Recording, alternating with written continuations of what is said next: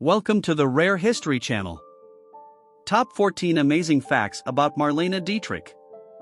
Marlene Dietrich was well known in Hollywood. She had the voice, phenomenal style, and breathtaking beauty. She made a name for herself for the decade that she was an active actress in Hollywood. Marlene was the first German-born actress to make it big in Hollywood. She was a dual citizen and worked in America and Germany. During her time at Hollywood, Marlene was one of the best-paid actresses. She worked as a cabaret artist for several years. Here are the top 14 amazing facts about Marlene Dietrich. Fact number 1. Her real name was not Marlene. Dietrich was born in Berlin in 1901 on the 27th of December. Her birth name was, in fact, Marie Magdalene Dietrich, with her family nicknaming her Lena. Her adopted on-screen moniker Marlene was an amalgamation of the two, one that she began using at the tender age of 11. Number 2. Marlene Dietrich was a humanitarian. Marlene was well known for her humanitarian efforts during World War II. She housed German and French exiles, provided financial support and lobbied for their American citizenship. Her contribution to improving the morale of the soldiers during the war. The United States, France, Belgium and Israel gave her several honorary awards. She was the first celebrity to be given the highest honor for a civilian. Subsequently, she was among the first celebrities to entertain American war troops. Number 3. Marlene Dietrich was suspected to be a German spy. Despite her efforts in helping the war troops, one man that worked with the FBI suspected Marlene to be a German spy. The man, Edgar Hoover, ordered that Marlene should be followed and tracked every moment. They also checked her mail. None of the leads was successful. During her tour in the US between January 1942 and September 1943, she sold more war bonds and visited more than 250,000 troops. Marlene performed for the Allied troops in Algeria, Italy, UK, and France. She was quoted saying she did this out of decency. Number 4. She suffered from bacillophobia. Dietrich was afflicted by bacillophobia, an intense fear of germs. This would lead Hollywood insiders to call her the Queen of Ajax, a nickname that should be used far more often. Number 5. Marlene Dietrich was a poet and an author. Dietrich wrote a book of poetry that was published in 2005 by her daughter. The book is titled Night Thoughts. This poetry book was written on her last days when she was bedridden. Her secretary Norma published a recollection of decades of phone conversations with Marlene. She also had a book made of a collection of letters she exchanged with Hemingway. The two knew each other for more than 3 decades. Number 6. She gave one of the first on-screen lesbian kisses. Renowned for attending underground drag balls in 1920s Berlin, later in life, the actress would use the phrase sewing circle to refer to the closeted lesbian and bisexual scene in Hollywood, of which she was also a member.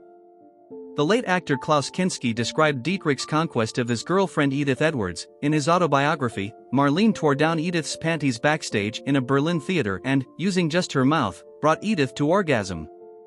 In the 1930 film Morocco, a tuxedo-clad Dietrich in the role of Amy Jolly gave cinema one of its first on-screen lesbian kisses, securing her status as an LGBTQ icon. Number 7.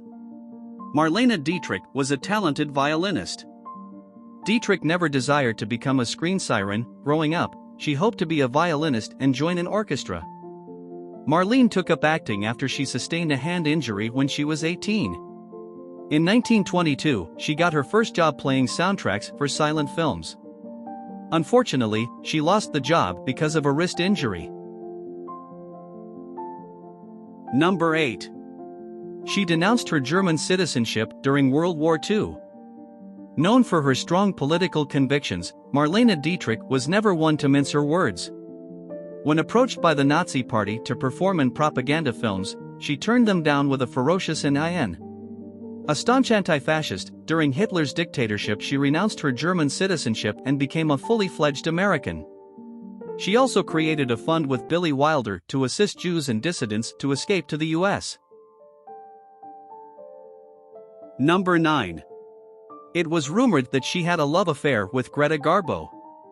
Garbo and Dietrich always denied knowing each other, known as they were to be cinematic rivals.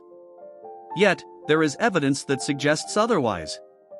In 1925, the two struck up a rumored affair, with Dietrich describing Garbo's anatomy in vivid detail, remarking that the Swedish actress also wore dirty underwear. Number 10. Marlene Dietrich's big break was the Blue Angels. In 1930, Marlene moved to the United States and signed a contract with Paramount Pictures. She was given expensive gifts, including a Rolls-Royce Phantom II. The car was featured in the Metro-Goldwyn-Mayer film shot in Morocco. Marlene featured in 6 other films that were directed by von Sternberg at Paramount for 5 years. Von Sternberg worked together with Marlene to create the image of a mysterious femme fatale. He coached her and polished her acting skills while improving her physical appearance. Number 11. Marlene Dietrich worked as a cabaret artist. In 1953, Marlene got an offer of $30,000 per week to appear live at the Sahara Hotel on the Las Vegas Strip. This show was made up of songs associated with her. She would wear a nude evening gown that alluded to transparency. It attracted a lot of publicity. She employed Burt Bacharach as her musical arranger in the mid-1950s. The two turned her nightclub act into a more theatrical one-woman show. Marlene sang songs from films she featured in and they became popular. They recorded 4 albums and several singles between 1957 and 1964. Number 12. Marlene Dietrich raised her daughter differently. Marlene was the mother of one daughter, Maria Riva. She did not raise her as most parents would. Instead, Marlene let her come on set with her and she acted like her assistant. Maria helped arrange flowers, style her mother and autograph fan mail. Number 13. Marlene Dietrich dressed by herself for herself. Despite being a style icon, Dietrich did not pay much attention to fashion. She wore whatever made her comfortable. Marlene wore men's trousers both on-screen and off-screen. She defied societal norms of how a woman needed to dress. Number 14. Marlene Dietrich's first film role was in a silent comedy. Dietrich's first film debut was in 1923. She played as lady's maid Catherine in The Little Napoleon. This silent comedy was directed by George Jacobi. Marlene spent 7 years playing different roles in silent films. Her big break was in the movie Blue Angel in 1930.